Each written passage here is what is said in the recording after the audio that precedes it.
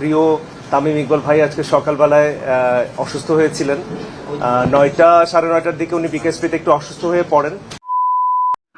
আসসালামু আলাইকুম বন্ধুরা, আশা করি আপনারা সকলেই ভালো আছেন।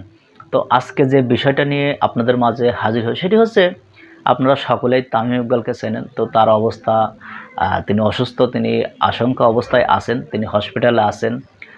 তার অবস্থা নিয়ে ডাক্তার সাহেব কি বলছেন, যে তার বর্তমান কি অবস্থা, চলুন আমরা ডাক্তার সাহেবের মুখ থেকে সে কথাগুলো একটু শুনি। আমাদের হাসপাতালের পক্ষ থেকে একটু আসলে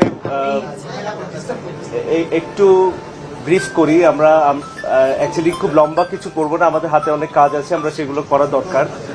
আপনারা সবাই জানেন, যে জন্য আমাদের সবাই এখানে একসাথে হওয়া। আমাদের অতি প্রিয় তামিম ইকবাল ভাই আজকে সকালবেলায় অসুস্থ হয়েছিলেন। 9টা-9:30টার দিকে উনি বিকেএসপিতে একটু অসুস্থ হয়ে পড়েন। ওই অবস্থায় ওনাকে এখানে নিয়ে আসা হয়। যখন এখানে নিয়ে আসা হয়, ওনার চিকিৎসা শুরু হয়। পরবর্তীতে আসলে আমরা চিন্তা করি যে আসলে ঢাকা নিয়ে যাওয়া যাবে কিনা।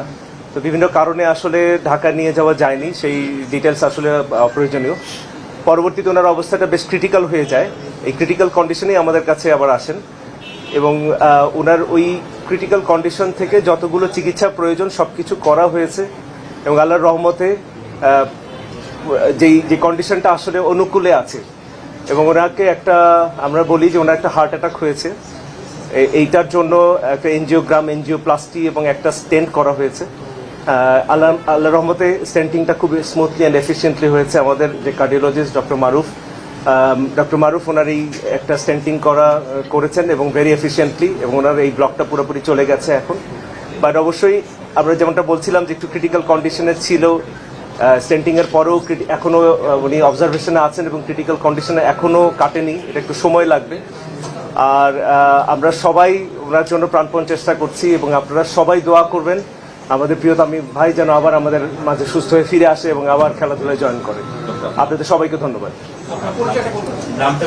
আমি ডক্টর রাজীব, এখানে মেডিকেল ডিরেক্টর হিসেবে আছি। আমাদের রেসপেক্টেড সিও স্যার মোহাম্মদ তৌফিক বিন ইসমাইল স্যার আমাদের হেড অফ দ্য ইনস্টিটিউট। আমার পাশে আছেন ডক্টর মনিরুজ্জামান মারুফ, উনি আমাদের এখানকার কার্ডিওলজিস্ট, এবং চিকিৎসাটা অ্যাকচুয়ালি এই স্টেন্টিংটা স্যারই করেছেন। আর পুরো টিমটাই আসলে অ্যাক্টিভ ছিল। ইমার্জেন্সি টিম থেকে একেবারে ক্যাথল্যাব পর্যন্ত আমাদের কোনো সময় ক্ষেপণ হয়নি। যেখানে যতটুকুন করা প্রয়োজন ছিল আল্লাহর রহমতে আমরা করতে পেরেছি। আমরা হোপফুল যে উনি আসলে ভালো হয়ে আমাদের মাঝে আবার ফিরে আসবেন। আপনারা সবাই দোয়া করবেন আমাদের প্রিয় মানুষটা যেন আমাদের মধ্যে ফিরে আসে।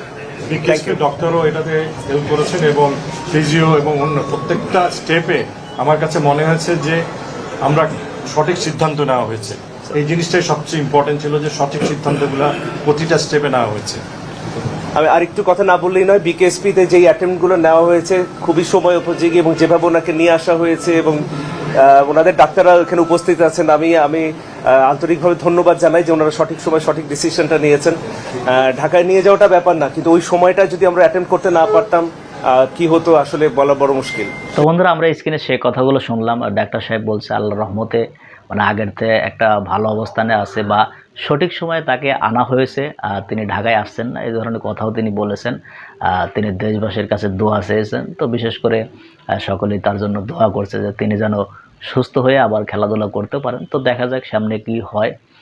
তো এই বিষয়টা নিয়ে আপনাদের যদি কোনো মতামত থাকে অবশ্যই কমেন্ট বক্সে জানিয়ে যাবেন।